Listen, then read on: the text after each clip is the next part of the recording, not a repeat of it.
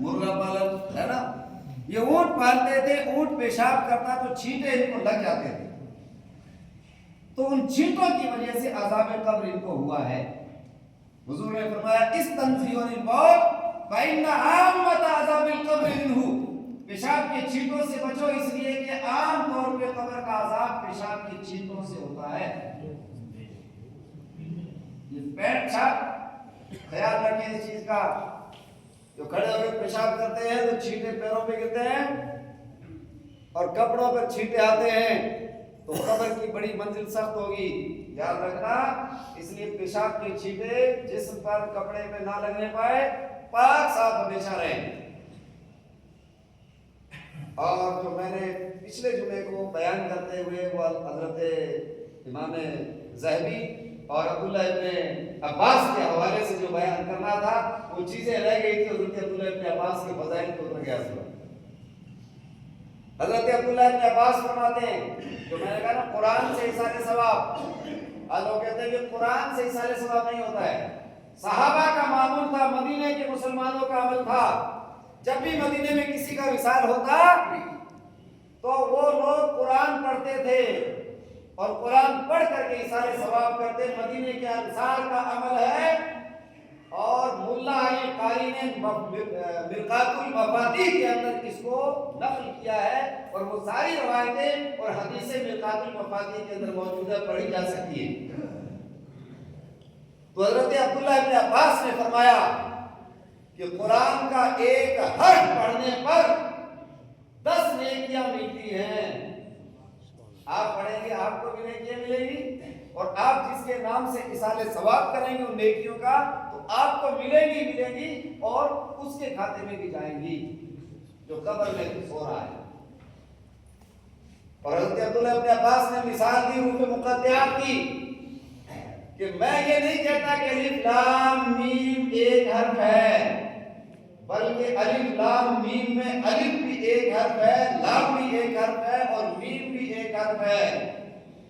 हवाला इमाम बुखारी और इमाम मुस्लिम के उस्ताद अब्दुल रज़्ज़ाक़ अपनी किताब मुसन्नफ़ अब्दुल रज़्ज़ाक़ में इस रवायत को नक़ल किया है और तफसीर के अंदर इमाम बेज़ावी ने तफसीरुल बेज़ावी और उसके अलावा तफसीर और हदीस की बहुत सारी किताबों में ये रवायत मौजूद है। मैं हवाले पढ़ करके टाइम ज्यादा लगा नहीं सकता है। अब्दुल्लाह इब्न अब्बास वाली बात पूरी हुई। सैर व आलम नौबला इमाम ज़हबी का हवाला दिया मैंने।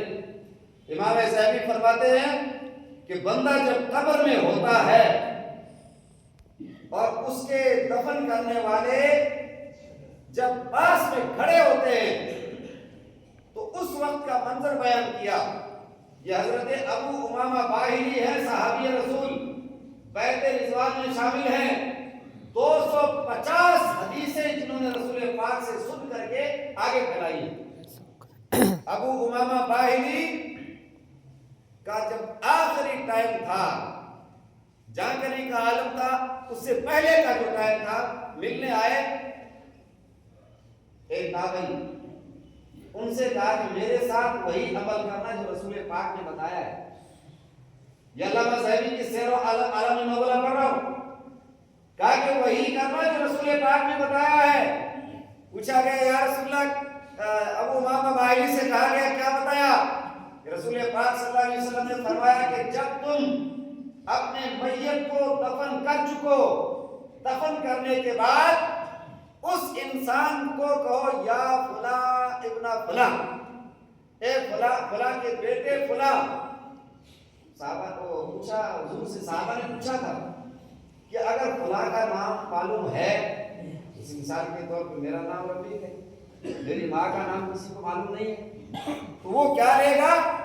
तो उसके लिए हुजूर ने फरमाया कि अगर उसकी माँ का नाम मालूम नहीं है तो फिर वो हव्वा का नाम लेगा, फला बिन हव्वा, हव्वा के बेटे।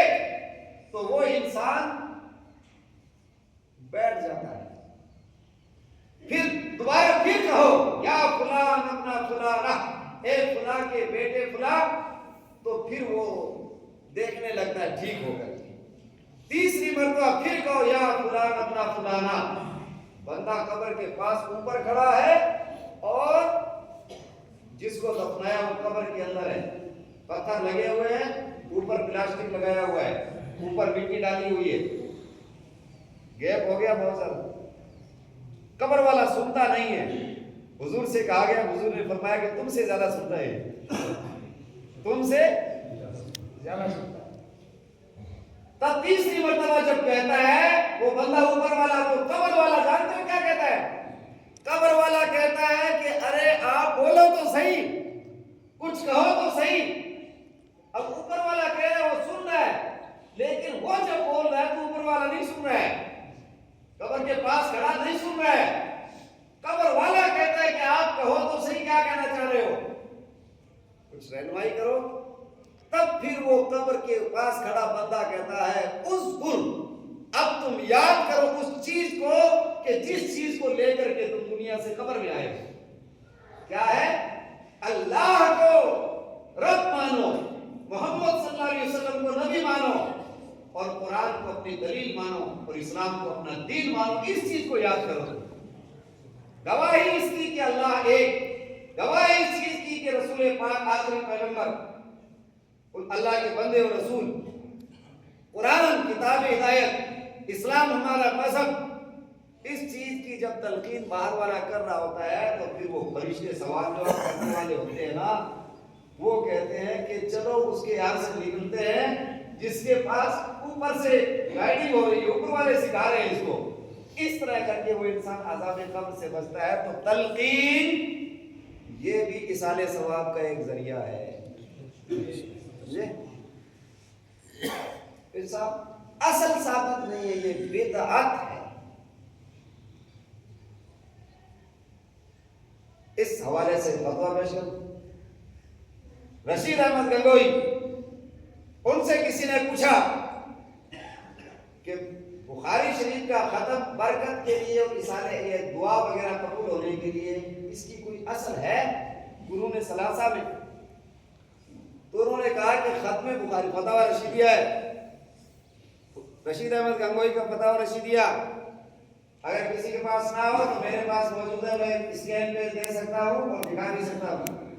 فتاوی رشیدیہ کے اندر ختم بخاری کو باعث برکت اور اس وقت دعا قبول ہونے کا ذریعہ بتایا فتاوی رشیدیہ میں، اور کہا کہ اس کے لیے یہ عمل اصل سے ثابت ہے، اس کے لیے اصل بدعت نہیں ہے۔ حالانکہ بخاری جو ہے یہ رسول پاک صلی اللہ علیہ وسلم کے 150 سال کے بعد میں بن گئی ہے۔